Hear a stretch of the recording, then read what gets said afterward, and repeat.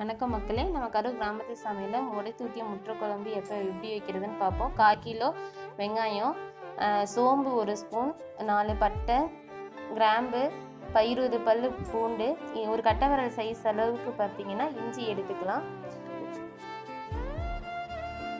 அப்புறம் 4 தக்காளி, 2 டீஸ்பூன் மல்லித்தூள், கறி மசாலா பொடி 1 ஸ்பூன், மஞ்சள்தூள் 1/4 ஸ்பூன், வரமிளகாத்தூள் 1 ஸ்பூன், தேங்காய் 1 முடி கீரி எடுத்து வச்சுருக்கேன். இப்போ எப்படி இதெல்லாம் வணக்கிடலான்னு பார்த்துடலாம் வாங்க. எண்ணெய் கொஞ்சம் ஊற்றிக்குங்க. எண்ணெய் ஊற்றினதுக்கப்புறம் பார்த்தீங்கன்னா பட்டை, சோம்பு, கிராம்பு எல்லாம் ஆட் பண்ணிக்கிறோம். பட்டை, சோம்பு, கிராம்பு நல்லா ஆட் பண்ணதுக்கப்புறம் கொஞ்சம் புரிஞ்சதுக்கப்புறம் வெங்காயத்தை ஆட் பண்ணிக்கலாம். சின்ன வெங்காயத்தை நல்லா ஆட் பண்ணிக்கிட்டு சின்ன வெங்காயத்தை நல்லா எல்லாம் வதங்கினதுக்கப்புறம் நம்ம அடுத்த பொருள்லாம் ஆட் பண்ணிக்கலாங்க. சின்ன வெங்காயம் வதங்கிடுச்சு லைட்டாக. அதுக்கப்புறம் இஞ்சி பூண்டை போட்டு இஞ்சி பூண்டையும் நல்லா வதக்கி எடுத்துடலாம். இஞ்சி பூண்டு வதங்கினதுக்கப்புறம் 4 தக்காளியை போட்டு வதக்கி எடுத்துக்கலாங்க.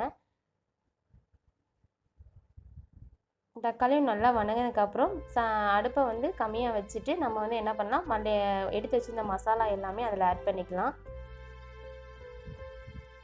மசாலா ஓரளவுக்கு வதங்கினதுக்கப்புறம் பார்த்தீங்கன்னா தேங்காய் திருகி வச்சது ஃபஸ்ட்டு அரைச்சிக்கலாம்.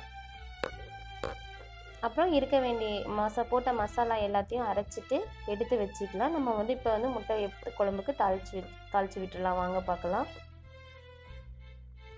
பாத்திரம் சூடானதுக்கப்புறம் எண்ணெய் ஊற்றிக்கலாம். எண்ணெய் ஊற்றினதுக்கப்புறம் கடுகு போட்டுக்கலாம். கொஞ்சம் கடுகு நல்லா பொரிஞ்சு வந்ததுக்கப்புறம் பார்த்திங்கன்னா நம்ம வெங்காயம், கருவேப்பிலை, 2 பச்சை மிளகா, நாங்கள் பச்சை மிளகா ஆட் பண்ணிக்கோம். உங்களுக்கு வேணும்னா யூஸ் பண்ணுங்கள், வேணும்னா ஓமிட் பண்ணிடுங்க.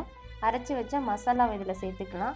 மசாலா நல்லா தேவையான உப்பை சேர்த்திக்கலாம். இதுக்கு மசாலா எவ்வளோ அதுக்கு தேவையான உப்பு முட்டையை உடைச்சி ஊற்றிக்கலாம் ஃப்ரெண்ட்ஸ். 5 நிமிஷம் கழித்து இறக்கிக்கலாம். சுவையான கிராமத்து முறைப்படி உடைச்சி ஊற்றிய முட்டை குழம்பு ரெடி. எங்கள் சேனல் பிடிச்சிருந்துச்சின்னா லைக் பண்ணுங்கள், ஷேர் பண்ணுங்கள், கமெண்ட் பண்ணுங்கள், சப்ஸ்கிரைப் பண்ணுங்கள். இது மாதிரி நீங்களும் சமைச்சு பாருங்கள்.